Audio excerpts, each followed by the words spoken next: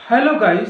किसी भी हिंदी पैसेज को जब इंग्लिश में ट्रांसलेट करना होता है तो सबसे पहले उस पैसेज को अच्छी तरह से रीड करते हैं। इसके बाद यह पता करते हैं कि प्रत्येक सेंटेंस किस टेंस में है और सेंटेंस जिस टेंस में होते हैं उस टेंस की मेन वर्ब और हेल्पिंग वर्ब क्या होती है, इसको भी लर्न करना बहुत ही ज़रूरी होता है। इसके साथ साथ इंग्लिश वर्ड पावर भी होना चाहिए। इंग्लिश वर्ड पावर के लिए प्रतिदिन क्लास की बुक्स, न्यूज़पेपर और अन्य इंग्लिश की बुक्स रीड करना चाहिए, जिससे कि वर्ड पावर ग्रोथ होता रहे और किसी भी हिंदी पैसेज को इंग्लिश में अच्छी तरह से ट्रांसलेट कर सकें। आइए हिंदी का एक पैसेज इंग्लिश में ट्रांसलेट करके एग्जाम्पल के तौर पर देखते हैं। एक दिन एक छोटा लड़का एक पूल के पास खेल रहा था। उसकी अवस्था केवल 12 वर्ष की थी, किंतु वह एक साहसी लड़का था। खेलते समय उसने देखा कि एक घोड़े ने अपने सवार को पानी में पटक दिया है। वह अपने कपड़ों सहित पानी में कूद पड़ा। वह डूबते हुए मनुष्य के पास तैरकर पहुंचा और उसे किनारे पर ले आया। सब व्यक्तियों ने उस लड़के के साहस की प्रशंसा की। पैसेज की फर्स्ट लाइन है, एक दिन एक छोटा लड़का एक पूल के पास खेल रहा था। यह सेंटेंस पास्ट कंटिन्यूअस टेंस का है। इस सेंटेंस में हेल्पिंग वर्ब वाज और वर राइट की जाती है और मेन वर्ब की फर्स्ट फॉर्म में आईएनजी जोड़ देते हैं। इस सेंटेंस का इंग्लिश में ट्रांसलेट इस प्रकार करते हैं, one day a little boy was playing near a bridge. One day means एक दिन, अ लिटिल मीन्स एक छोटा, बॉय मीन्स लड़का, वाज इसमें हेल्पिंग वर्ब है, प्ले में आईएनजी जोड़ के प्लेइंग राइट किए हैं, नियर मीन्स पास में या निकट, अ ब्रिज मीन्स एक पुल। अतः इस सेंटेंस का इंग्लिश में ट्रांसलेट इस प्रकार करते हैं, one day a little boy was playing near a bridge. Passage की सेकेंड लाइन, उसकी अवस्था केवल 12 वर्ष की थी।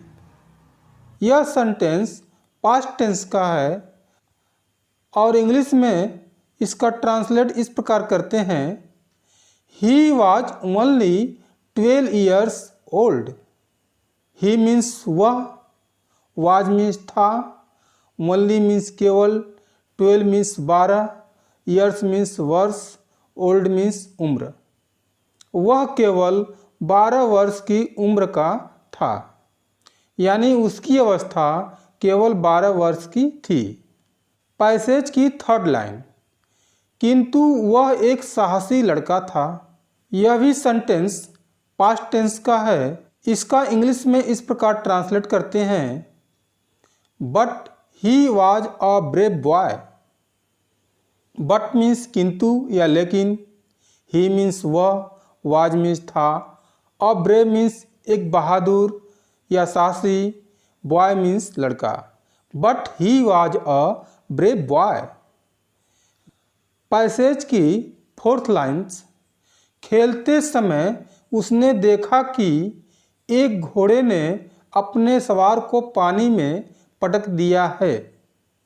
इस सेंटेंस का इंग्लिश में ट्रांसलेट इस प्रकार करेंगे, एज ही वॉज प्लेइंग, जब वह खेल रहा था, ही सा उसने देखा, दैट मीन्स की, अ हॉर्स मीन्स एक घोड़ा, हैड थ्रोन मीन्स फेंक दिया है या पटक दिया है, it's rider into the water, अपने सवार को पानी में।